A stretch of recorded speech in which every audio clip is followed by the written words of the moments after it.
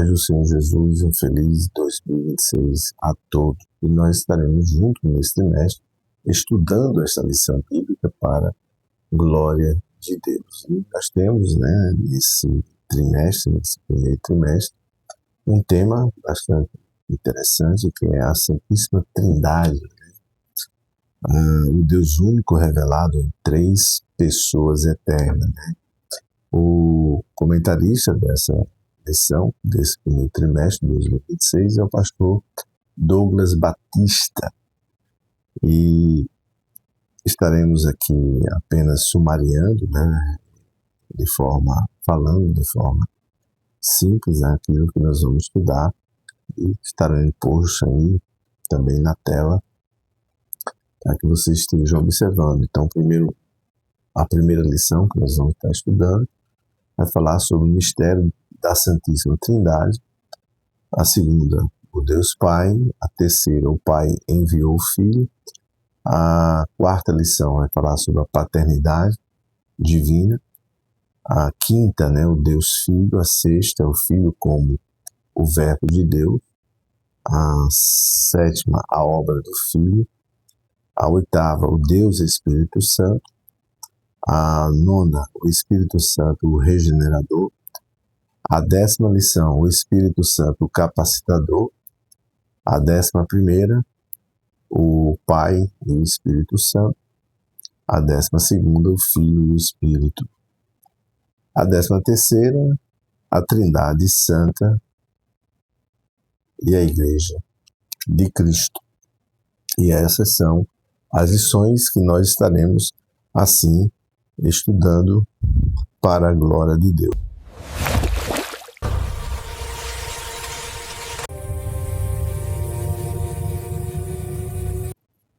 Então, a paz do Senhor Jesus, como nos ensina as epístolas paulinas, graça e paz da parte de Deus, nosso Pai, e do Senhor Jesus Cristo. Meu nome é Ariel e nós, seu irmão em Cristo, e conservo na fé. É uma alegria solene, Estamos aqui conduzindo com vocês uma reflexão sobre esse tema, que é simultaneamente, digamos, um tema bastante profundo. E como eu gosto sempre de analisar, de pesquisar também, vamos falar sobre, antes mesmo nós adentrarmos nos pontos doutrinários, vamos analisar um pouco sobre o termo grego, por exemplo, sobre essas palavras que compõem o nosso título, o mistério, por exemplo, que do grego vem como misterion, No uso popular moderno, mistério ele sugere, por exemplo, um enigma policial, ou uma contradição lógica insolúvel. Podemos pensar em algo impossível de compreender. Na Bíblia, por exemplo, o termo grego mysterion,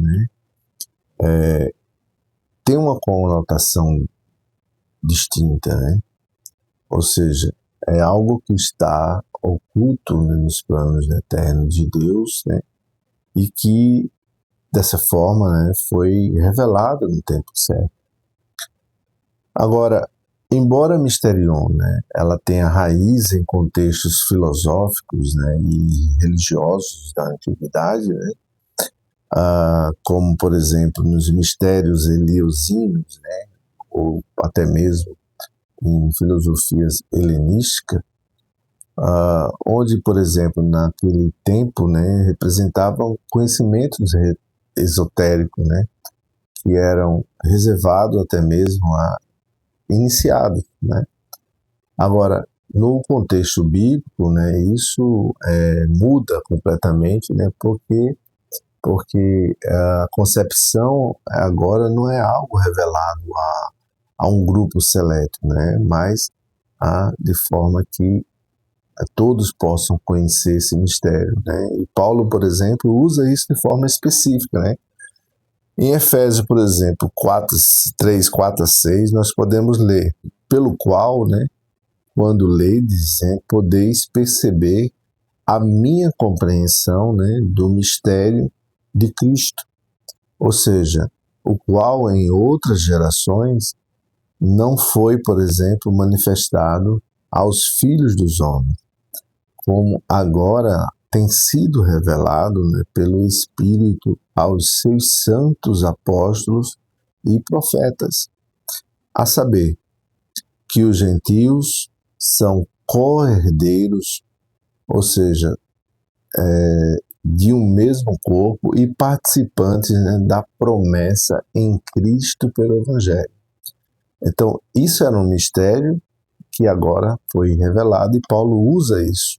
Em Colossenses, por exemplo, capítulo 1, versículos 26 e 27, o mistério que esteve oculto, né, desde todos os séculos e em todas as gerações, e que agora, né, foi manifestado, né, seus santos, aos quais Deus quis fazer conhecer quais são, por exemplo, as riquezas da glória deste mistério entre os gentios, que é Cristo em vós, a esperança da glória.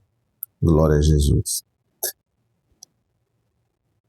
Ou seja, observamos, por exemplo, aqui, né, 3 características principais. Né?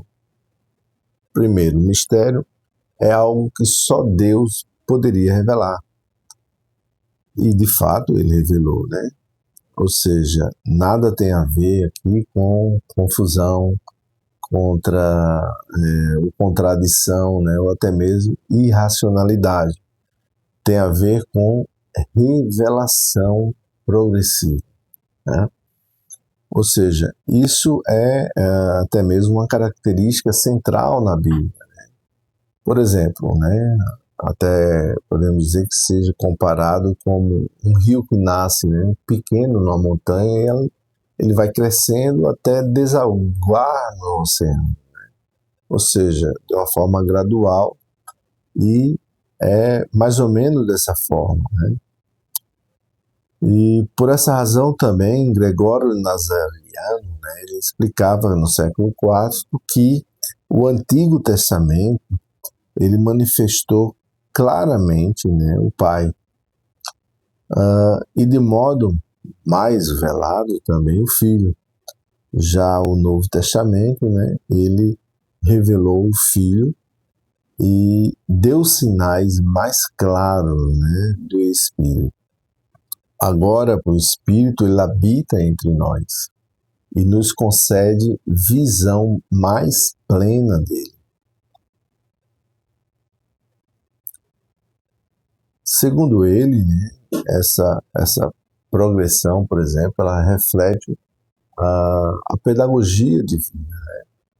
Por exemplo, né, dessa forma, ele estaria adaptando essa revelação à capacidade humana ao longo da história, né, a fim até mesmo de evitar que a luz plena pudesse cegar os olhos, né, aos imaturos, né, nessa perspectiva. E dessa forma ela nos ajuda a ver a Trindade, né, não como uma imposição, né, até mesmo abrupta, mas algo revelado de forma progressiva, né, pacientemente. E isso certamente ele resume, né, digamos, esse processo histórico da salvação, desde até mesmo os patriarcas, né, até Pentecostes. Né? Portanto, meus queridos, vamos agora a pensar no termo, né, Santíssima, né? Ou seja, isso trata exatamente da natureza distinta de Deus, né? Por exemplo, chamar a Trindade de Santíssima, né, ela reforça que estamos diante de algo que é único, incomparável, até mesmo transcendente, né? Porque santidade aqui não é apenas moral, né? É algo que é essencial, algo que é intrínseco, né, ao ser da Trindade, ou seja, ela é toda santa, porque Deus ele é perfeitamente santo em seu ser e em suas relações internas, né? Ou seja, 3 vezes santo, né, são como os anjos eles proclamam, né, em Isaías, né, os serafins, quando santo, santo, santo é o Senhor dos Exércitos. E até mesmo em Apocalipse também cita, né, revelando assim a sua pureza e sua majestade, né? Isaías, por exemplo, 6:3 vai dizer: clamavam uns aos outros, dizendo: Santo, Santo, Santo é o Senhor dos exércitos, e toda a terra está cheia da sua glória. Aleluia. Glória a Deus. Em Apocalipse, por exemplo, capítulo 4, versículo 8, né, vai dizer que os 4 animais, né, eles tinham, né, cada um de per si, né, 6 asas, e ao redor e por dentro estavam cheios de olhos, né, e não descansam nem de dia nem de noite. Aleluia, dizendo: Santo, cante, Santo, Santo é o Senhor dos Exércitos. Aliás, o Senhor Deus, o Todo-Poderoso, que era e que é e que há de vir. Glória a Jesus. Essa repetição, por exemplo, tríplice, né, ela pode ser comparada, por exemplo, a um sino que ecoa 3 vezes, enfatizando que a intensidade e até mesmo a profundidade da santidade divina. Como, por exemplo, se cada toque revelasse uma camada mais profunda, né, da glória de Deus. Percebem? Isso nos conduz, por exemplo, a até mesmo o terceiro elemento, né, que é trindade, né? Ou seja, um nome para essa verdade revelada, que essa palavra, por exemplo, trindade, que deriva e vem do latim, é trinitas, ela foi usada pela primeira vez por Tertuliano, né? Lá próximo, digamos, no início do século III, né? Porque ele defendia a fé naquela ocasião contra as heresias que, até certo ponto, tentavam, né, confundir as pessoas divinas, né? Principalmente quando ele escreve contra Praxéas, né, ou Práxias, e ele não criou, né, a doutrina, mas ele cunhou o termo, né, dentro daquela perspectiva que se detinha naquela ocasião. Isso vai ser posteriormente aí, né, concretizado justamente nos concílios de 325 e 381, né, Nicéia e Constantinopla, de forma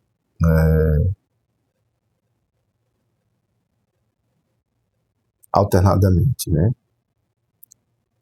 esses 2 concílios. Mas é fato, né, que nós observarmos e pontuarmos que, como já dizia Luz Beckhoff em seu livro, né, Histórias do Dogmas, né, cristão, né, que no primeiro século, por exemplo, os cristãos eles não se preocupavam, né, exatamente com essas questões doutrinárias, né, com essas problematicidades, né, que vão surgir, vão tomar mais fôlego e calor, né, a partir do segundo século, quando vão surgir também os apologetas, né, e consequentemente, né, século III, século IV, vai ter os grandes acontecimentos, até mesmo depois da conversão de Constantino, né, entre as questões dos concílios, entre 325 e 381. Mas a igreja cristã do primeiro século ela não teve grandes, digamos, pensamentos, né, no que diz respeito, né, essas questões teológicas, né. Ela era mais uma igreja perseguida, né, dentro do mundo romano naquela ocasião, né, lugares adjacentes que estavam sob o controle de Roma, mas, enfim, né, também em relação à perseguição que ocorreu, a princípio também com os judeus. Mas dessa forma, né, não foi Tertuliano que cunhou, aliás, que desenvolveu a doutrina, né, mas ele, até certa forma, de certa maneira, ele contribuiu, né, com dados elementos também dentro das suas comparações, né, como ele fazia nessa ocasião. Né, os pais da igreja, por exemplo, né, eles sintetizavam, né, a ideia do Pai, do Filho e do Espírito Santo como uma essência, né, em 3 personas. Comentarista metodista, né, Adam Clarke, né, ele descreveu isso, por exemplo, com certa admiração. Ele diz o seguinte, né, que é um grande mistério, o mistério de piedade e de fé, né? Não é contrário à razão, embora esteja acima dela. Recebemos-lo porque está revelado, né, nas Escrituras, né, e curvamos-nos diante da revelação e adoramos o mistério. Conforme essa perspectiva de Adam Clarke, nós podemos dizer que essa declaração ela enfatiza a submissão da razão humana, né, à autoridade das Escrituras, porque reconhecendo que esse mistério ele transcende a capacidade intelectual, né, até mesmo finita do ser humano.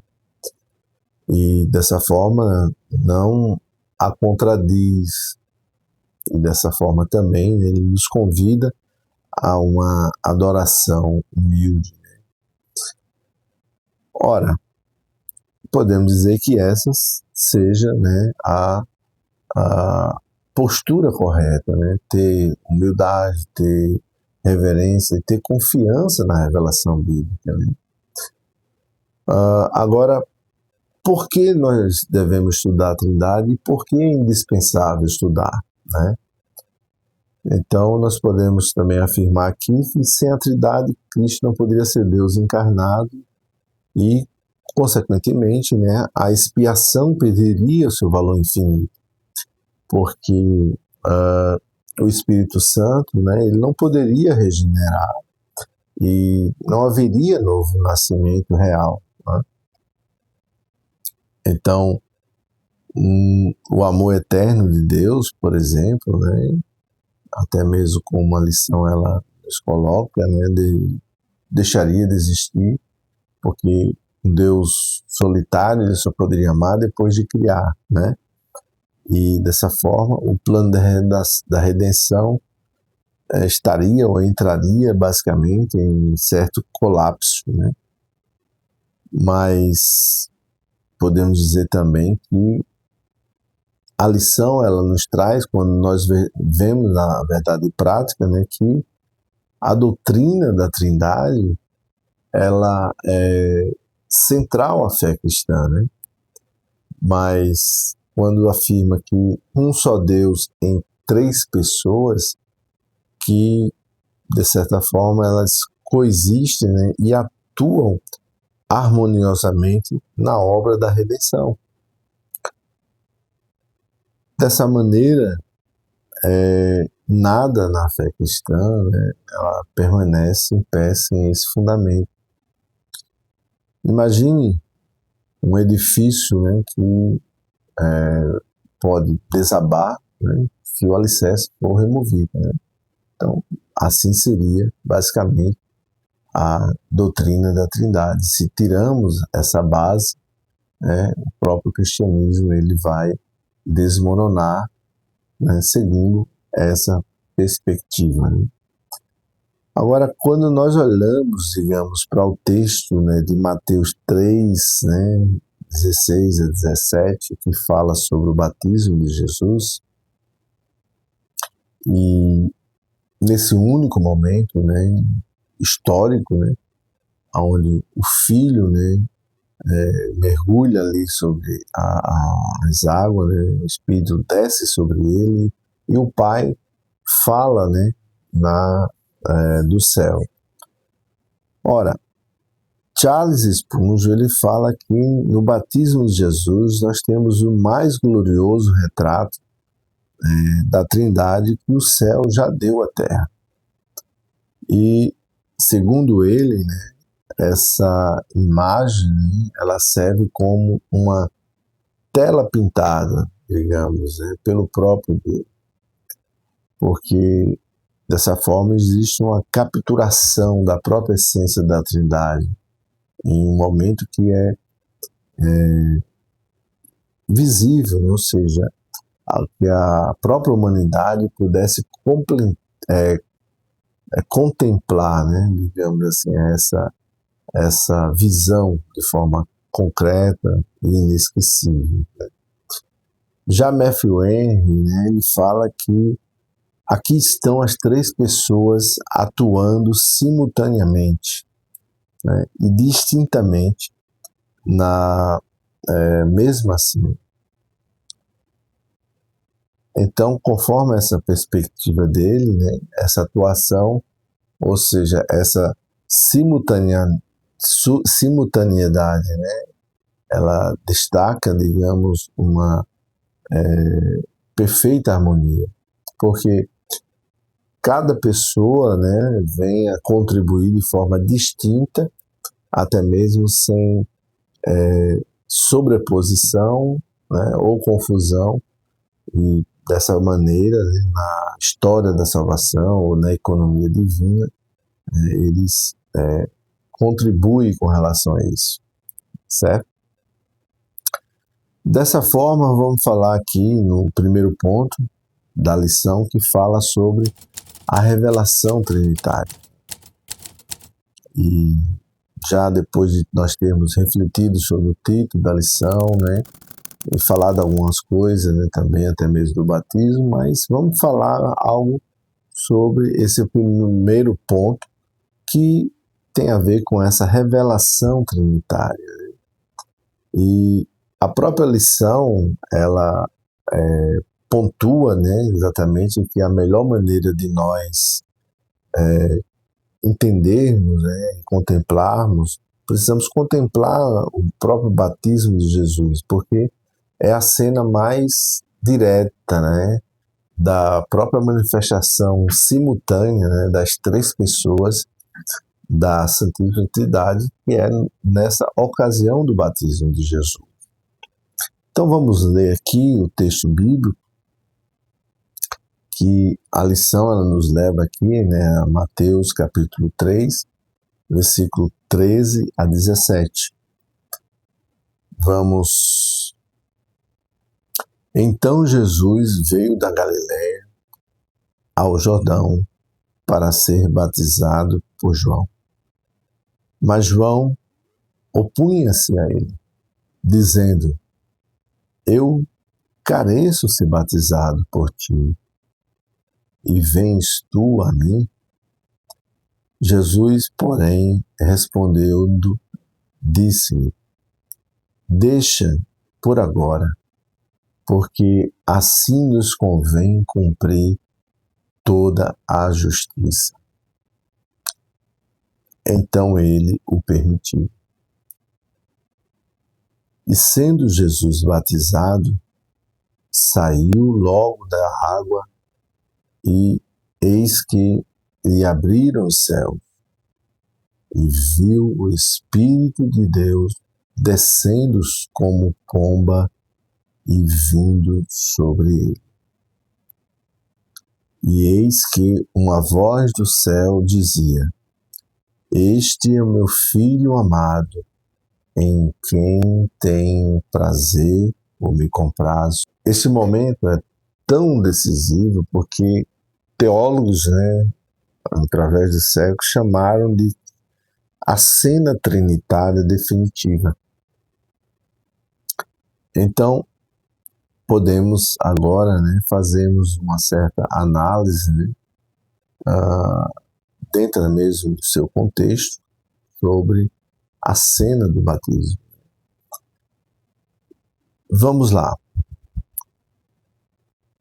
Neste versículo, né, nós temos aqui, observaremos aqui, por exemplo, 5 aspectos distintos sobre essa revelação trinitária, tá certo? Vamos estar, sabemos que a lição ela explica, né, em poucos versos, por exemplo, que essas 3 pessoas ela aparecem juntas, né? Então nós vamos de alguma maneira também ampliar um pouco esta ideia. Então, para começar, podemos dizer que até a Galiléia, por exemplo, por ser um centro agrícola, né, era até mesmo rejeitado, né, pelos rabinos, até mesmo pelos líderes religiosos. De sorte que eles afirmavam que da Galiléia não surge profeta, como João 7:52, né? E pesquisaram ali, né, e disseram que da Galiléia não surge profeta. E ainda assim é de lá que o Messias surge, é de lá que o Messias veio. E Jesus ele se desloca, né, até o Rio Jordão nessa ocasião, e que não é apenas um lugar de batismo, né, mas um lugar de transição, né? Ou seja, o início de lugar de alianças renovadas, porque foi lá que Israel ele entrou na terra prometida, né? Josué capítulo 3, por exemplo, né? Ali, Eliseu recebeu o manto de Elias, né? Conforme nós vimos em 2 Reis 2, né? E os versículos 1 a 14, né? Fala disso, ou descreve essa ascensão de Elias e a sua sucessão, né? Outro fato também é que Naamã, por exemplo, né, quando ele está lá escrito em 2 Reis, capítulo 5, versículos 5 a 14, Naamã, por exemplo, ele alcança a cura, né?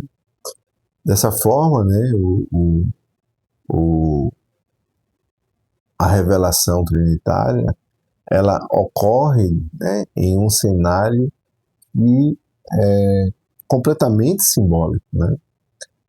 Por exemplo, né, aqui é como se algo estivesse ligando o antigo ao novo, ou seja, o prometido, né, ao cumprimento. Podemos, dessa forma, entender, né? Agora, observamos também que João ele tenta impedir Jesus, né? Porque sabemos que Jesus ele não precisava de batismo de arrependimento, porque ele nunca pecou, né? João, por exemplo, ele percebeu isso, né, na hora. Né? E aqui podemos pensar até mesmo, né, dentro de acordo com a frase que João disse, né, eu é que preciso ser batizado por ti. Então, isso deixa claro que João, por exemplo, conhecia a superioridade moral de Jesus, né? Sua autoridade espiritual, sua santidade, né? E quando nós vemos também aqui a estrutura do verbo grego, fala de algo até mesmo como constrangido, né? E Jesus diz, olha, deixa por agora, porque assim nos convém cumprir toda a justiça, né? Então, o que isso significa, né? O termo grego plerosais, por exemplo, ele significa completar, levar ao fim, né? Ou levar a cabo, né? Como quem cumpre, por exemplo, um plano divino, né? E dessa forma, né, Jesus nesse momento ele se identifica com os pecadores, porque ele entra, né, publicamente no caminho do servo sofredor, né? Digamos que ele inaugura a sua missão messiânica como um rei, por exemplo, que se veste de servo, né, para, no caso, liderar, né? E aqui foi, né, digamos, o primeiro passo público, né, daquela humilhação, por exemplo, que vai até a cruz. Né? Agora, o Espírito Santo desce sobre ele. Né? Então, nós vemos que, de acordo com Isaías 11, né, 42, né, e 61, nós vamos observar que,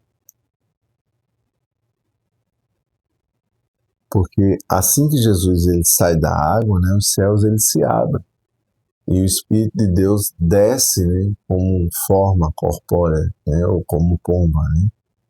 Os essênios, por exemplo, né, que eram contemporâneos de João Batista, eles já usavam, né, uma imagem de uma ave luminosa para simbolizar o Espírito, né. E logo, né, para os judeus da época, essa imagem, né, ela era até certo ponto compreensível, né. E a palavra, por exemplo, descendo, né, que é catabalho, né, ela indica movimento contínuo, visível, né, planejado na Terra, né. Não é um sopro, né, não é uma visão subjetiva, né, mas manifestação concreta.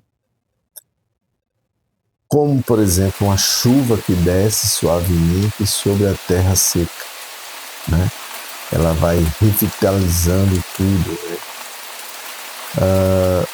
Sobre isso, vejamos, né, o que diga, por exemplo, a Calvino, né? Isso não adicionou nada à divindade de Jesus, é apenas a unção pública para seu ministério terreno, conforme ele afirma. Ela serve como ser divino, confirmando, né, a missão de Jesus sem alterar a sua essência eterna. Semelhante, por exemplo, a um rei que recebe a coroa publicamente, né, após assumir o trono poderoso. Já a pomba que desceu declara ao mundo, né, que este é o Messias prometido, conforme diz Spurgeon. Agora, conforme a perspectiva de Charles Spurgeon, né, a imagem da pomba, por exemplo, ela simboliza pureza e paz, anunciando Jesus, né, como o príncipe da paz, aquele príncipe da paz até mesmo profetizado, né? E dessa forma convida, né, o mundo a reconhecer, né, as promessas antigas, né, dentro dessa manifestação até mesmo concreta, visível, tangível, né, por parte dele, né?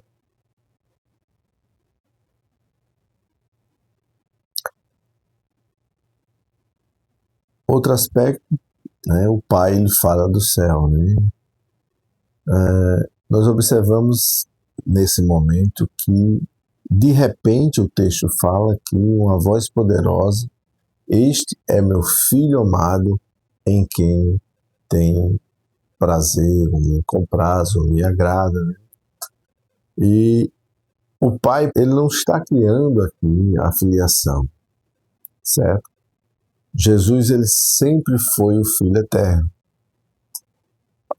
Aqui o que nós temos, por exemplo, né, é até mesmo dentro desse contexto, né, podemos dizer que a expressão filho amado, né, quer dizer, roi agapetos, né, ela traz, digamos, algo que está contido em Salmo 2, né, o versículo 7, porque diz lá o texto: eu hoje te gerei, né?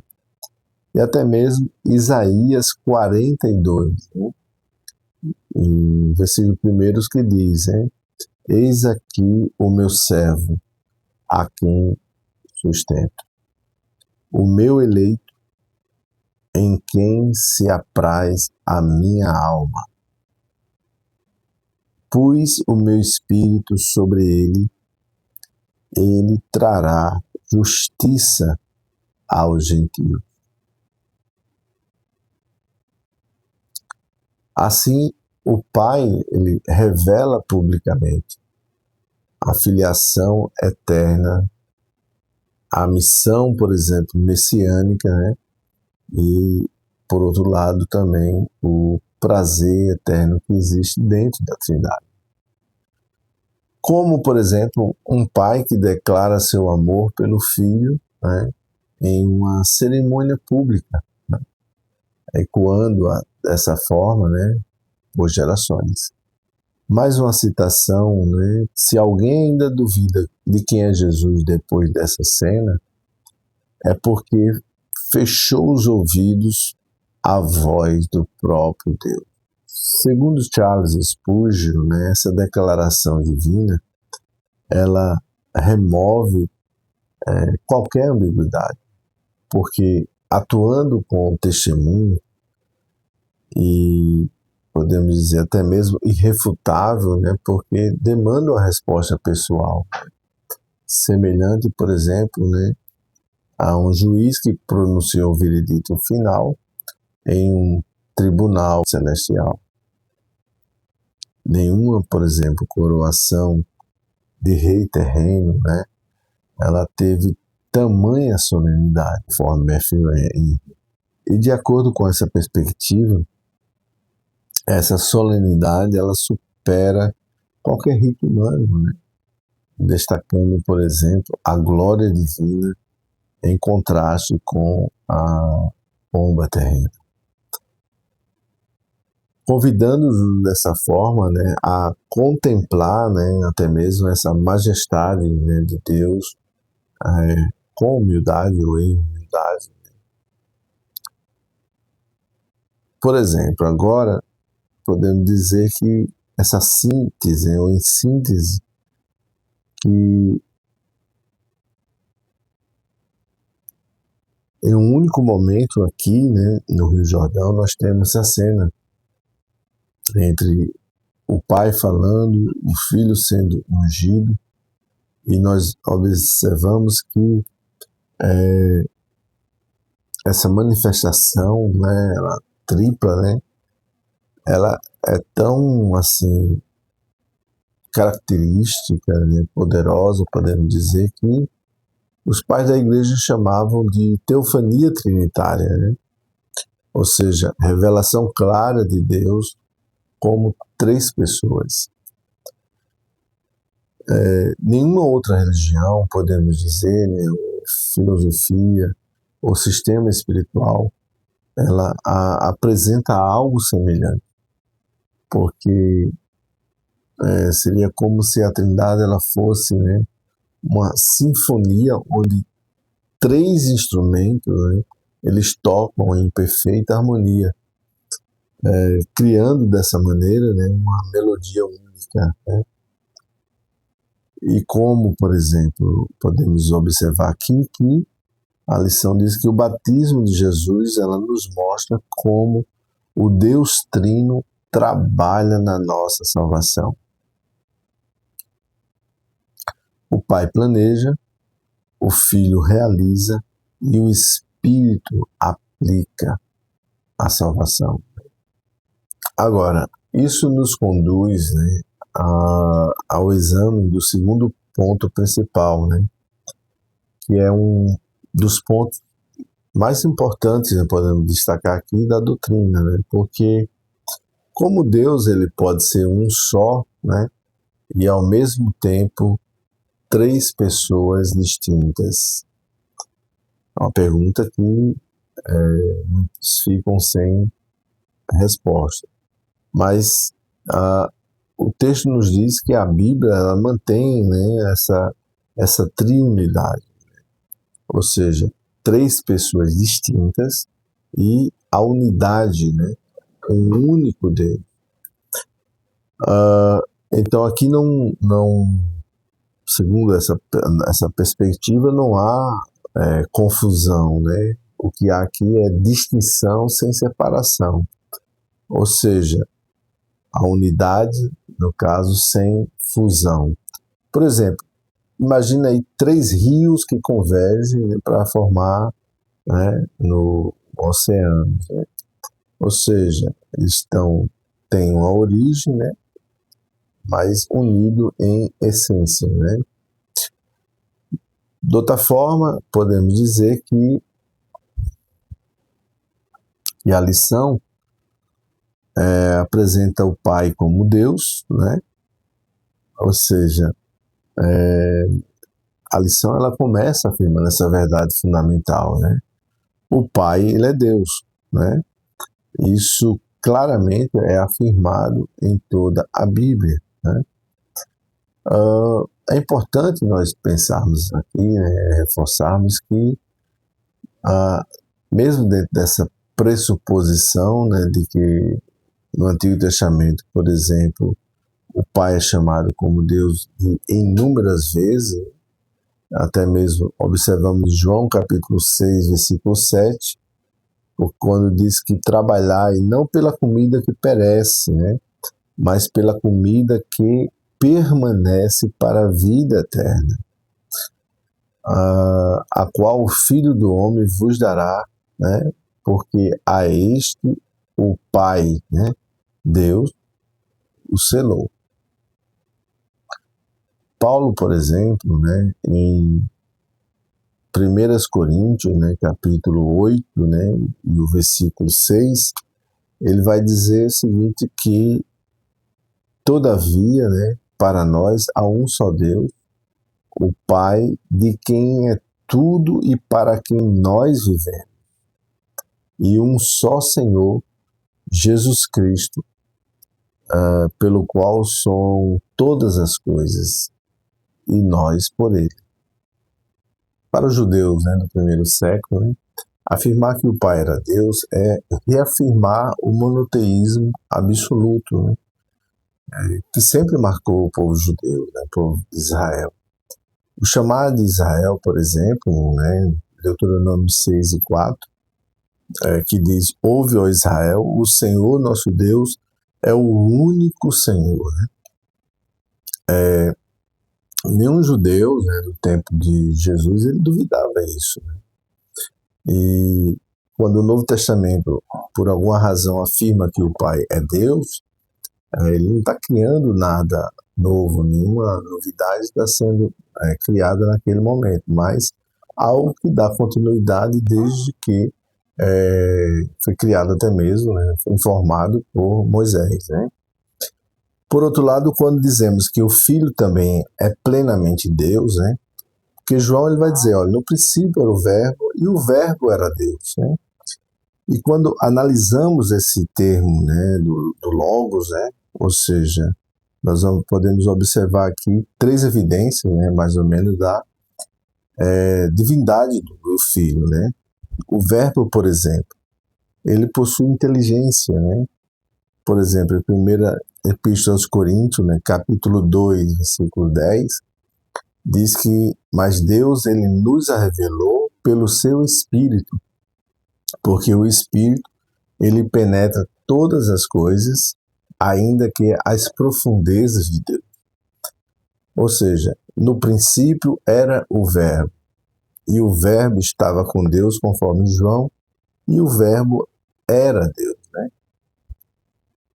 O termo grego, porque logos, né, nesse contexto, que é de relevância filosófica até, né, na filosofia antiga, né, ele era utilizado, às vezes, de maneiras distintas, né, porque para Heráclito, né, o logos, ele representava, né, a razão universal, né, que ordenava, por exemplo, o todo o cosmos, né, em função do caos, né, em contraste com ele. Né. Nesse caso, era um princípio dinâmico que governava a estrutura do universo. Já para os estoicos, né, consistia de afirmar que era a força racional que estruturava o mundo. Né? Uma espécie, por exemplo, de lei divina, né, e impessoal que mantinha, digamos, a ordem cósmica. Né? Já no sentido bíblico, né, quando João ele utiliza exatamente, ou emprega o termo logos, né, ele está remetendo-se à pessoa eterna do Filho, né? Não como uma força abstrata, né, mas como o Criador pessoal, né? Ou seja, a própria encarnação desse Criador. Né? E dessa forma, contrasta-se, né, com as visões filosóficas daquela época. Né?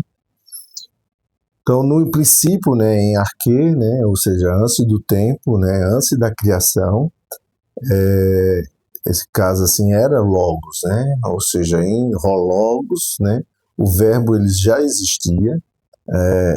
No caso aqui temos uma continuidade, né? O verbo era Deus, né? Ou seja, kai theos, né? En logos. E dessa forma, né? Não implica dizer que era um Deus, mas o próprio Deus compartilhando, né, a natureza divina, né? Nesse ponto é interessante até mesmo nós focarmos aqui, porque não há o artigo definido, né, com relação ao termo grego, né? Ou seja, e eu posso estar fazendo depois, né, um outro vídeo explicando melhor essa nomenclatura, né, esse detalhe, né, mas a princípio nós fiquemos com a ideia, né, de que de fato aqui, embora se utilizasse essa forma, né, de tradução, né, podendo ser possível, mas também dentro do contexto, mas não se aplica dentro desse contexto conforme a tradução do Novo Mundo, né, que vai surgir já no século XIX, né, com os movimentos aí de Russelitas, né, ou posteriormente conhecido como Testemunho de Jeová, isso já no ano de 1939, já muito depois de outros sucessores, depois de Russo, até mesmo ter morrido, né, mas deixando o seu sucessor, né, e depois outros sucessores também vão aí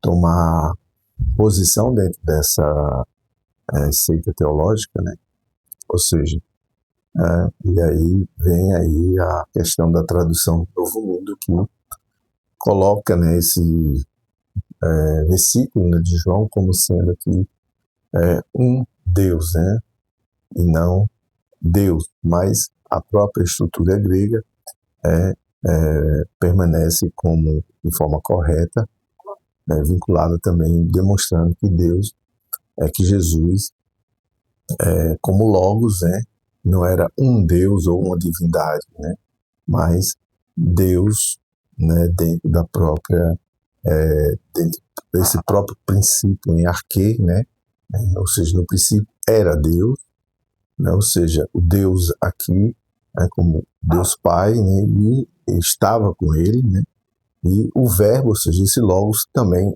era Deus, não era um Deus menor, como diz os testemunhos de Jeová, né, que não são testemunhas dele, né, de fato, né, porque o texto de Isaías está se referindo ao povo judeu, né, não a ele, né. Vós sois as minhas testemunhas, louvado seja Deus. Mas enfim, né, então nessa perspectiva aqui, né, interessante nós focarmos isso, porque essa tradução do Novo Mundo, ela vem, eles, né, crendo exatamente que aqui se trata do próprio anjo, né, do anjo Miguel, né, como sendo exatamente parte dessa criação ou emanação, encarnação divina, né. João no capítulo 20, versículo 28, né, disse Tomé, Senhor meu, Deus meu, né, falando com relação a Jesus. Já em Romanos 9, versículo 5, nós temos, né, dos quais são os pais, né, e dos quais é Cristo, né, segundo a carne, o qual é sobre todos Deus, bendito eternamente. Amém. Hebreus, por exemplo, capítulo 1, versículo 8, diz que, mas do Filho diz, ó Deus, o teu trono subsiste pelos séculos dos séculos. Cetro de equidade é o cetro do teu reino.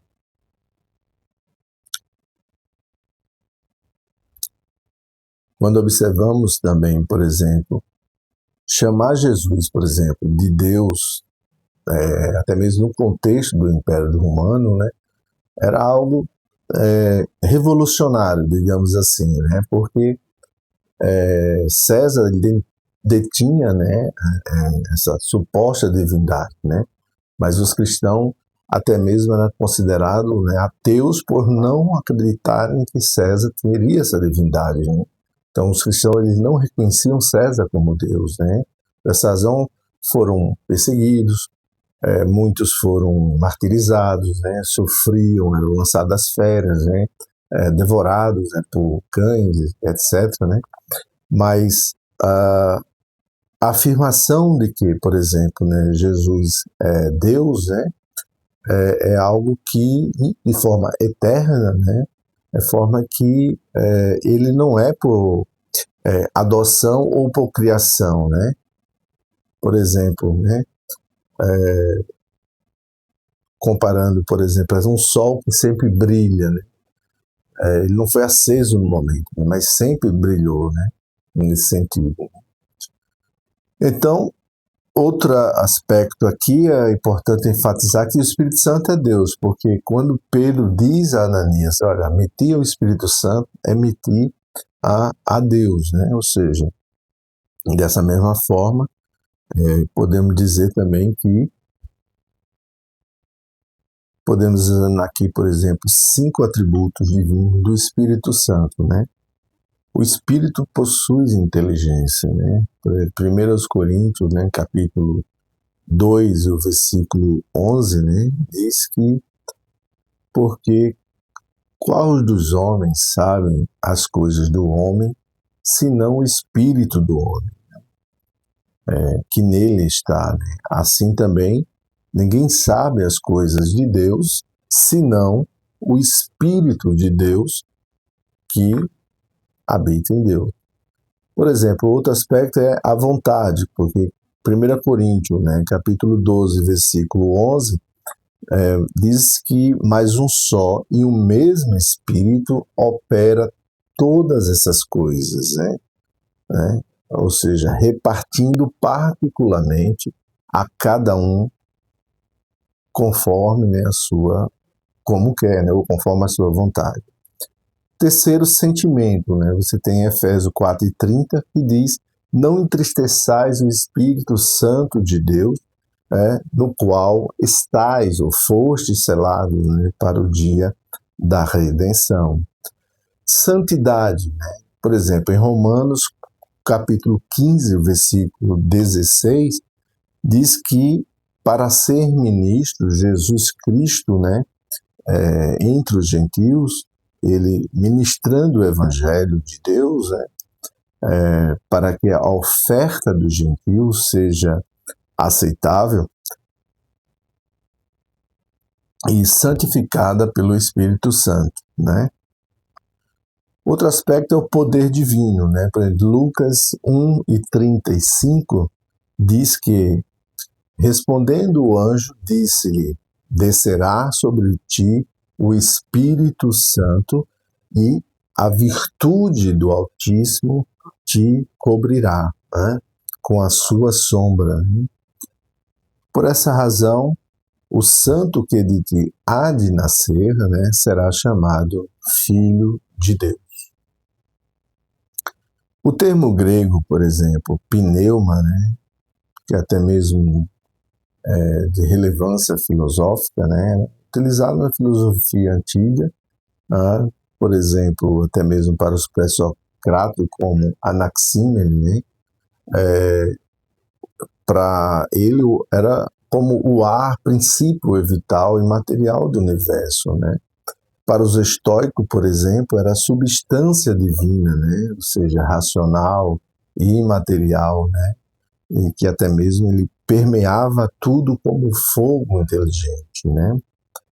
Já no sentido bíblico, né, pneuma é a pessoa divina, né, pessoal e eterna. E, nesse sentido, né, não tem relação, né, com força, né, mas é o Consolador que age de fato com vontade e emoção.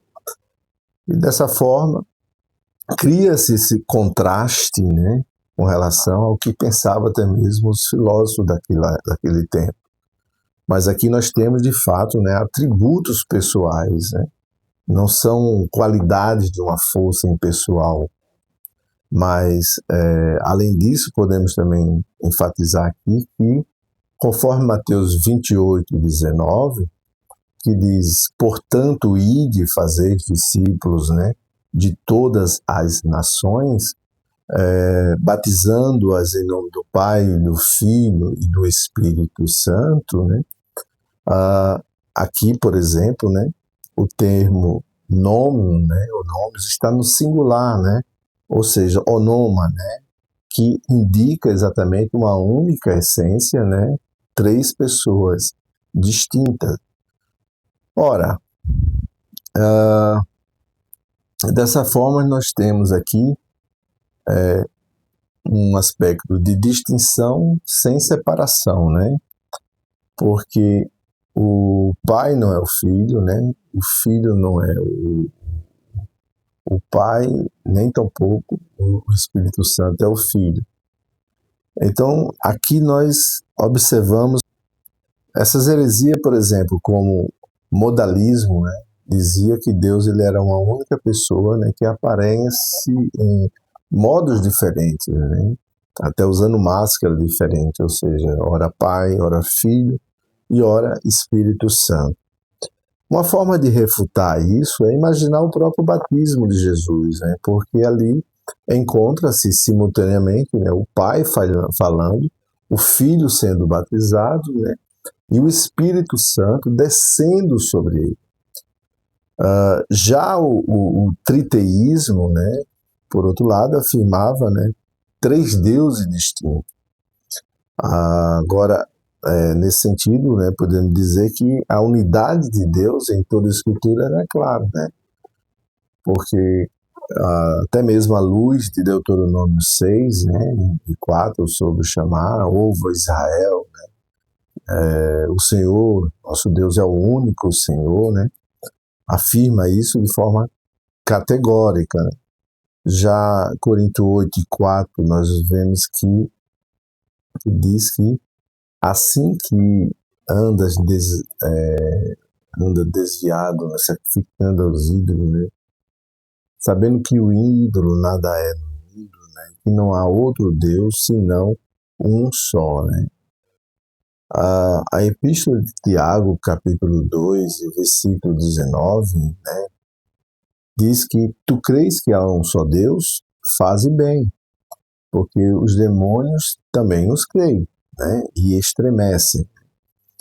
Então, a lição, né, ela nos mantém essa tensão, né, com relação à distinção, né, com relação a essa unidade que existe, tal como um som musical que forma um acorde perfeito, mas inseparáveis, né? Então, nós temos aqui unidade sem confusão, né? Ou seja, as três pessoas, né, elas compartilham aqui a mesma essência divina. Né? E nesse ponto crucial porque nós podemos até mesmo acrescentar o que diziam os pais da igreja, né? Porque eles diziam exatamente que, ou seja, uma essência, né, ossia e três pessoas, né, hipóstase, né? Já o termo grego, né, para ossia, né, que teria uma relevância filosófica, era até mesmo utilizado por Aristóteles, né, como uma substância ou essência fundamental das coisas, né? O que faz, por exemplo, algo ser o que é. Já para Platão estava relacionado às formas eternas, né? Já no sentido bíblico, né, e patrístico, a ossia, ela refere-se justamente à natureza divina única, né, e compartilhada pelas três pessoas, né? Dessa forma, contrasta-se aqui, né, com as visões filosóficas, né, quando aplicado justamente ao Deus pessoal e relacional, né? Outra questão que pode ser acrescida é os pais, né, do Concílio de Nicéia, que declarou, por exemplo, que o filho é da mesma substância do pai, ou seja, homoócio, né? E sobre o Espírito Santo, né, o Concílio de Constantinopla, em 381, né, afirmou, por exemplo, que o Espírito é Senhor e vivificador, né, que procede do Pai, né, e com o Pai e com o Filho, e no caso é juntamente adorado, né, e glorificado, né. Esses credos, né, por exemplo, eles só refletem, né, o que a lição ele simplifica, né, o sintetiza no que diz respeito às pessoas que são, cada um possui essa essência de Deus, né, faz parte da mesma unidade divina, né, não são três deuses, mas uma só, ou seja, Deus ele é uno em essência, né, e trino em pessoas, né. Esse seria, no caso, um mistério revelado e não inventado, né? E quando nós pensamos nessa ideia, esse mistério revelado de uma forma progressiva, né? Então ele não faz parte de uma criação de filósofo, né? Nem uma invenção da igreja, não é uma construção posterior, né? É uma conclusão, por exemplo, inevitável até mesmo da revelação bíblica, porque desde Gênesis, né, até Apocalipse, né, está contida essas informações. E Agostinho dizia, onde há amor, há um amante, há um amado e o amor que os une. Dessa forma, assim é o Deus trino, conforme ele dizia, né? Embora uma analogia humana, né, imperfeita, mas ela serve como ilustração, né, digamos assim, em que o amor ele não é uma adição, mas sendo a essência mesma, né, da própria divindade, e por essa razão, né, talvez até mesmo nos convidando para ver e enxergar a Trindade nessa perspectiva. De sorte que a lição também ela mantém isso, né, que nós possamos, né, observar de forma humilde, adorar, né, no caso humilde, ensinar, né, de forma vivificando essas ideias, né, e observando de forma que tudo isso que nós estamos estudando, sabemos que tem, né, um preço a ser pago, né? Sobretudo, nós temos que observar que, à luz dessas perspectivas diversas, né, que esse tema ele aborda, ele trata, porque não é algo tão simples também de se entender, né? Nós estamos inseridos dentro de um contexto, né? Cada geração ela vai sendo confrontada, né, com novos segmentos que vão surgindo, novas doutrinas, novos ensinamentos, novas perspectivas religiosas, né? Mas aquilo que se tem como fluido, né, ou como base daquilo que se pensou, né, em tempos passados, né, eles permanecem, claro que vão de alguma forma também sofrer pontos de vista, né, que vão divergentes, que vão tentar puxar, né, a sua corda para si, né, de alguma maneira, mas quando observamos, né, até mesmo dentro da perspectiva judaica, né, eles não querem ou não aceitam de fato, né, essa perspectiva cristã, né, de que Deus seja três, mesmo observando à luz, né, dos termos hebraicos, né, que estão até mesmo como Elohim, ou até mesmo o plural, né, segundo eles, majestático, dentro do façamos, né, o homem conforme nossa imagem e semelhança, né. Então ali vem sempre aquela pitada, né, de subjetividade interpretativa, em que alguém vai dizer, olha, isso aqui, né, provavelmente seja isso, então vamos acreditar dessa forma, porque o contrário seria diferente, né, da nossa perspectiva, né, no modo como nós acreditamos, tal. E isso é uma coisa natural, né, pensar dessa forma, né, e em todos os segmentos religiosos existe isso, mas isso é o que se chama também de heresia, né? Todos os segmentos religiosos possuem suas heresias, né? Isto é, possui as suas escolhas, né? Já que Hairez implica dizer exatamente isso, né? Escolha. Então essas escolhas elas se dão em qualquer campo, né, de discussão, né? E agora o prejudicial é quando essas escolhas elas se tornam, né, exatamente escolhas perniciosas, conforme é descrito, né, em 2 Pedro 2:4. E dessa forma, né, esse assunto não poderia ser também tão controverso, né, para algumas pessoas, né, tão divergente, mas focando exatamente essa perspectiva, né, esse ponto de vista com relação a entender essa divindade, né, o ser de Deus. Claro que nós não podemos compreender de forma alguma, dentro da nossa capacidade finita, né, limitada, né, a condição, né, do estado da própria divindade, né, com a sua revelação, né, mas posteriormente, quem sabe, né, no tempo oportuno, nós assim chegaremos à plena convicção e compreensão das coisas criadas, né? Mas continuando, né, essa aula, é importante focar aqui apenas essa ideia, né, da ousia divina, né, como sendo exatamente esse elemento que perpassa, né, aos três, tanto ao Pai, quanto ao Filho, quanto ao Espírito Santo, né, que não foi, Cristo não foi uma criatura, ou seja, ele não passou a ser criado, mas como sendo algo distinto, né, ele pertence à própria essência divina, né, ou seja, e o Espírito Santo também pertence a essa mesma essência, então são hipóstase da mesma essência, ou contendo essa mesma essência.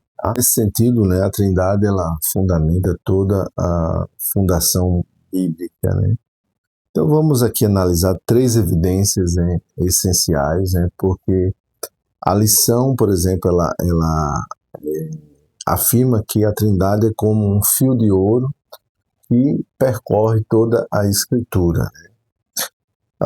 Dessa maneira, né, a Bíblia ela começa, por exemplo, com um Deus que fala, um Deus que cria, né, conforme Gênesis 1:1-3, e fala, né, no princípio criou Deus os céus e a terra, né, e a terra era sem forma e vazia, né, e havia ali trevas, né, sobre a face do abismo, e o texto diz que o Espírito de Deus ele parava, né, ou se movia sobre a face das águas, né. E disse Deus, haja luz, e havia luz, né? E nesse sentido, né, esse ponto, né, esse texto bíblico, né,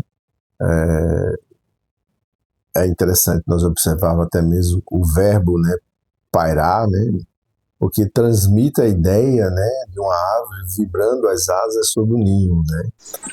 Ou seja, uma imagem até mesmo empregada pelos rabinos para indicar aqui até mesmo presença, né, cuidadosa, digamos assim, do próprio Espírito, né? Ou seja, então a palavra nesse sentido, né, ela é a própria expressão divina, né? Como João, por exemplo, ele diz até mesmo no versículo 1, né, capítulo 1, versículo 1, que no princípio era o verbo, né? O verbo estava com Deus. E o verbo, né, era Deus, né? Assim, por exemplo, né, a criação inteira, né, ela já traz marcas, por exemplo, as trinitárias, né? Até mesmo como o pastor, por exemplo, né, Douglas Batista enfatiza, né? E entende-se, né, que desde o início aqui, né, a Trindade ela torna possível a salvação, né? Ora, a obra da redenção, né, ela é completamente trinitária, né? Do começo ao fim, né? Vamos tentar explicar isso aqui de uma forma clara, né? Ou seja, o Pai, por exemplo, ele planejou a salvação, né? Já o Filho, ele realizou a salvação, né? E o Espírito, ele aplica a salvação. Vamos olhar aqui, por exemplo, que nenhuma das três pessoas, né, pode ser aqui omitida sem, digamos, destruir plenamente as boas novas do Evangelho, né? Semelhante a um tripé, por exemplo, se remover uma das pernas, cai, né? Então, dessa forma, né, nós podemos dizer que o Pai, né, ele planeja, né, conforme até mesmo Efésios 1 e 3 a 6, ou seja, que nos diz: bendito o Deus e Pai, nosso Senhor Jesus Cristo, o qual, né, nos abençoou com toda sorte de bênçãos espirituais nos lugares celestiais, em Cristo Jesus, né? Como também ele nos elegeu nele antes da fundação do mundo. Para quê? Para que fôssemos santos e irrepreensíveis diante dele e em amor.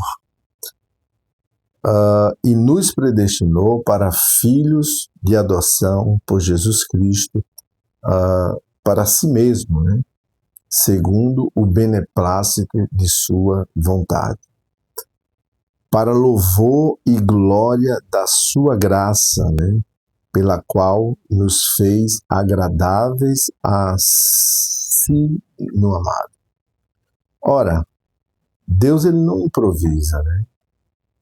Ele revela, né, um plano, digamos, eterno, que até mesmo brota dessa comunhão trinitária, né? Outro ponto aqui é a realização do Filho, né? Ou seja, somente uma divindade verdadeira poderia assumir carne e morrer expiatoriamente, né? Ora, se o Filho fosse uma criatura, né, a cruz, por exemplo, seria um ato simbólico, talvez, né, não eficaz, e por essa razão a lição ela afirma que sem a divindade, né, o Filho, por exemplo, ele não há redenção verdadeira, né? Outro aspecto é a questão do Espírito, né, a aplicação do Espírito Santo. Ou seja, é o Espírito Santo que convence o homem do pecado, né? A missão do Espírito Santo é tríplice, né? O Espírito ele vem tanto para convencer o homem do pecado, do juízo e da justiça. Reverbera, por exemplo, em Tito 3, né, o versículo 5, que diz que não pelas obras de justiças que houvéssemos feito, mas, segundo a sua misericórdia, nos salvou pela lavagem da regeneração e da renovação do Espírito Santo. Santifica, por exemplo, em Romanos capítulo 8, versículo 13, porque se viverdes segundo a carne, morrereis, mas se pelo Espírito mortificardes as obras do corpo, vivereis. Louvado seja o nome do Senhor.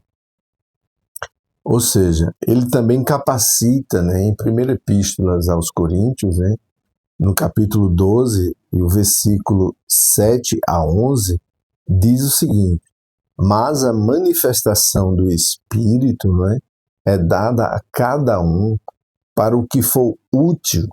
Ou seja, porque a um, pelo Espírito, é dada a palavra da sabedoria, e a outro, pelo mesmo Espírito, a palavra da ciência, e a outro, pelo mesmo Espírito, a fé, e a outro, pelo mesmo Espírito, os dons de curar, né? E a outros, a operação de maravilhas, né? A outros, né, a profecia, e a outro, o dom de discernir os espíritos, e a outro, a variedade de línguas, e a outro, a interpretação das línguas. Mas um só, né, e um mesmo Espírito opera todas essas coisas. Glória a Jesus. repartindo particularmente, né, a cada um como quer. Ou seja, ele também cela, né? Você tem Efésios 1, 13, 14, né, que diz: em quem também vós estáis, né, depois de que ouvistes a palavra da verdade, o evangelho da vossa salvação, e tendo nele também, né, crido, fostes selados com o Espírito Santo da promessa, o qual, né, é o penhor da nossa herança para a redenção da posição adquirida, para louvor de sua glória. Sem o Espírito, a cruz seria apenas um evento histórico. Abre a caço, devame caço e devar. Não uma transformação espiritual, né? Então a lição afirma isso claramente. E nós, por exemplo, né, estamos aqui apenas passando, ampliando algumas coisas. Né? Ou seja, a Trindade ela explica o amor eterno de Deus, né, de forma que Deus ele é amor. Né? Você tem isso em 1ª Epístola de João, capítulo 4, por exemplo, e o versículo 8. Esse amor, por exemplo, ele é eterno. Por que eterno? Porque sempre existiu uma comunhão eterna entre o Pai, o Filho e o Espírito. Né? Nesse sentido, né, nós podemos dizer que, dentro dessa 1ª Epístola de João, capítulo 4, e segundo o versículo 8, quem não ama, né, por exemplo, não conhece a Deus. Né? Por quê? Porque Deus é amor. Ora, se Deus fosse uma única pessoa solitária, né, segundo a lição, talvez aqui, né, ele só poderia amar, né, no caso, mas Deus sempre foi amor. Por quê? Porque sempre existiu o Pai amando o Filho, né? O Filho amando o Pai e o Espírito Santo, né, no caso, sendo o vínculo perfeito desse amor eterno. Os pais da igreja, por exemplo, chamavam isso de pericoses, né? Ou seja, a mútua habitação amorosa, né, e eterna e perfeita das três pessoas. Seria mais ou menos, né, como a dança, né, eterna, né, porque dentro da harmonia, né, que seja exatamente ordenada pelo amor mútuo, né? Só por forma de comparativa, né? Outro ponto, podemos dizer que a Trindade, ela, no caso, fundamenta a vida cristã, né? Porque cada um de nós também oramos ao Pai, né? Sendo guiado, né, pelo Espírito Santo, e nós observamos aqui, por exemplo, que até mesmo na oração, Paulo, conforme Efésios 2, né, e 18, ele vai dizer: por ele, ambos temos acesso ao Pai em um mesmo Espírito, né? Ou seja, no batismo, né, conforme Mateus 28 e o versículo 19, vai dizer: portanto, ide, né, fazei discípulos, né, de todas as nações, batizando-as, né, em nome do Pai, do Filho e do Espírito Santo. Né? Na própria bênção apostólica, né, como você tem lá em 2 Coríntios, né, 13, né, e 13, que diz exatamente, né, que a graça do Senhor Jesus, né, Cristo, né, e o amor de Deus e a comunhão do Espírito Santo seja com todos os vossos. Amém. Ou seja, meus amados, toda a vida cristã, né, ela é trinitária. Como a lição já afirma, né, nós aqui estamos apenas, digamos assim, mais didáticos, né, mas seria até mesmo comparável a uma árvore cujas raízes, né, onde tronco e folhas, eles trabalham em unidade, né, para o crescimento. A Trindade, né, por exemplo, né, ela protege a fé contra as heresias antigas, né, e modernas. E neste subponto, né, nós observamos aqui 4, digamos, implicações. Quais são, né? Existem alguns erros, né, que foram combatidos na história da igreja, né? Primeiro, você tem o arianismo, né, que dizia, por exemplo, que Jesus era apenas a primeira criatura. Ou seja, se isso fosse verdade, né, conforme nós falamos anteriormente, não poderia haver salvação. E o Concílio de Nicéia lhe respondeu exatamente que o Filho é da mesma substância do Pai. Outro aspecto aqui temos o modalismo, né? Ou seja, que dizia que o Pai, Filho e Espírito Santo são apenas modos diferentes. Né? E dessa forma nós vemos que o batismo de Jesus refuta essas ideias. Né? Um outro seria o triteísmo, né? Ou seja, que dizia que há 3 deuses. Ou seja, a unidade da essência divina, né, refuta esse extremo. Né? Por fim, temos o liberalismo e seitas modernas. Né? Exatamente, nós podemos ver aqui as referências, né, até mesmo as distorções contemporâneas, né, como, por exemplo, né, Testemunho de Jeová, os mormons, né, por exemplo, e unitaristas, né, que rejeitam a Trindade nesse sentido. Né? E ao fazer, por exemplo, né, eles tentam seria assim desmontar, né, o próprio evangelho, porque negar a Trindade seria como que negar o cristianismo. Né? Isso faz com que a própria lição nos traz essa ideia. Né? Então, a Trindade, né, ela sustenta a missão da igreja, né? Porque veja que a lição ela afirma que a grande comissão ele é essencialmente trinitária, né? Porque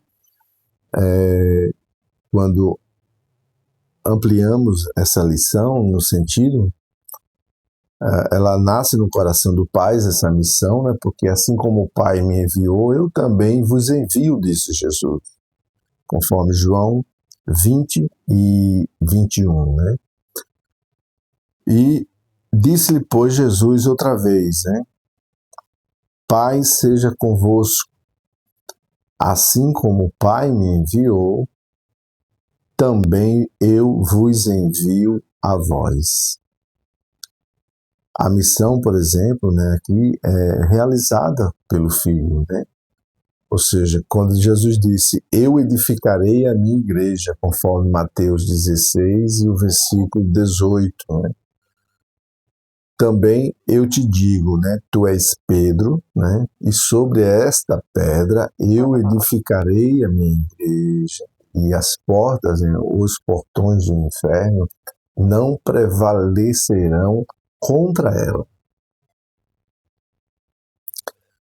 Ou seja, a missão, né, também aqui, ela é impulsionada pelo Espírito, quando diz, recebereis poder ao descer sobre vós o Espírito Santo, né? Conforme Atos 1 e o versículo 8. Né? Mas recebereis o poder do Espírito Santo que há de vir sobre vós e me sereis testemunha, né? Tanto em Jerusalém como toda a Judéia, né? E até os confins, aliás, Samaria e até os confins da terra. Né? Por outro lado, a própria igreja, ela anuncia o Pai, né? Ou seja, proclama o Filho e depende do Espírito Santo. Dessa forma, a própria lição, né, ela ressalta essas questões. Né? Ora, digamos que a Trindade, nesse aspecto, né, ele molda a nossa esperança, porque quando nós observamos que o Deus que nos salvou, né, como Pai, Filho e Espírito Santo, né, ele nos receberá eternamente, né, como o Deus Trino. Aqui, por exemplo, nós podemos até trazer um adendo dizendo que a Nova Jerusalém ela é descrita como a glória do Pai, né? Você lê em Apocalipse 21 e versículo 23, né, por exemplo, né? Que diz exatamente que a cidade ele não necessita de sol nem de lua, né, para que nela resplandeça, né, porque a glória de Deus a tem iluminado e o Cordeiro é a sua lâmpada. Ou seja, o Cordeiro está no centro do trono. Você vê isso aqui também, Apocalipse, por exemplo, 22 e o versículo 3, que diz: e ali nunca mais haverá maldição contra alguém, e nela estará o trono de Deus e do Cordeiro, e os seus servos o servirão. O Espírito e a mulher dizem: vem, né? Já em Apocalipse 22 e o versículo 17 diz: e o Espírito e a esposa dizem: vem. E quem ouve, diga: vem. E quem tem sede, venha. E quem quiser, tome de graça a água da vida. Cante.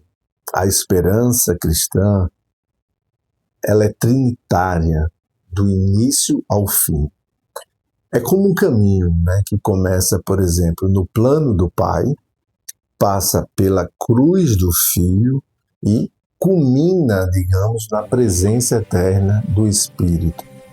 A lição, né, conclui afirmando que a doutrina da Trindade ela não é opcional, né? Ela, nesse caso, seria essencial, né? Porque podemos também aqui acrescentar dizendo que sem a Trindade não existe criação coerente, né? Não existe revelação consistente, não existe, por exemplo, evangelho verdadeiro, né? Não existe regeneração, né? Não existe a própria adoção, não existe, por exemplo, comunhão, né, com Deus, não existe até mesmo esperança eterna, porque a doutrina, né, ou esse ensinamento da Trindade seria como que a doutrina do cristianismo, né? E tudo mais seria como pulsar, né, ao seu redor, né? Dessa forma, meus amados, chegamos ao final dessa aula, dessa lição, e podemos dizer que podemos lembrar, né, de algo essencial, por exemplo, que a Trindade ela não é um tema para teólogos, né? Ela é fundamento, né, para todo cristão. Ou seja, a lição, por exemplo, ela enfatiza que, embora a Trindade ela seja profunda, né, alta, né, digamos assim, transcendente e carregado do que chamamos até mesmo de mistério, né, revelado, ela não foi dada, né, para confundir, né, mas para salvar, digamos, consolar, né, e edificar. E aqui, por exemplo, né, nós podemos também dizer que a Trindade, né, ela é o modo como Deus é antes de todas as coisas. Né? Antes, por exemplo, de criar o mundo, né, antes do tempo existir. O Pai, por exemplo, ele sempre amou o Filho. Né? O Filho, ele amou o Pai, né? E o Espírito, né, sempre foi o vínculo perfeito, né, desse amor eterno. Né? Vendo que os pais da igreja chamavam isso de pericoses, ou seja, a mútua habitação amorosa e eterna e perfeita, né, das três pessoas, seria como uma dança eterna, né, onde cada um passo é amorizado pelo amor um do outro, ou seja, pelo amor mútuo, né? Então a lição também destaca aqui que a doutrina da Trindade, né, é o coração da fé cristã. E isso, por exemplo, né, podemos dizer que seja absolutamente verdadeiro, porque sem a Trindade não haveria evangelho, né? Não haveria cruz, né, com o valor eterno de redenção, não haveria Espírito Consolador, não haveria a adoção, né, com filhos, né, não haveria comunhão com Deus, né? Portanto, meus amados, nós chegamos ao fim dessa aula. Espero que vocês tenham curtido, né, que tenham aí tirado proveito, né, de alguma maneira dessa forma, né, que nós chegamos aqui abordando, né, essa lição, e certamente podemos aqui interagir de outras formas também para que vocês possam entender, né? Estou pensando em fazer outros vídeos mais curtos, né, para elucidar algumas questões, mas enfim, né, e Deus sabe todas as coisas, né? Então, meu agradecimento a todos, né, e até a próxima aula, se assim Deus permitir, em nome de Jesus. Amém.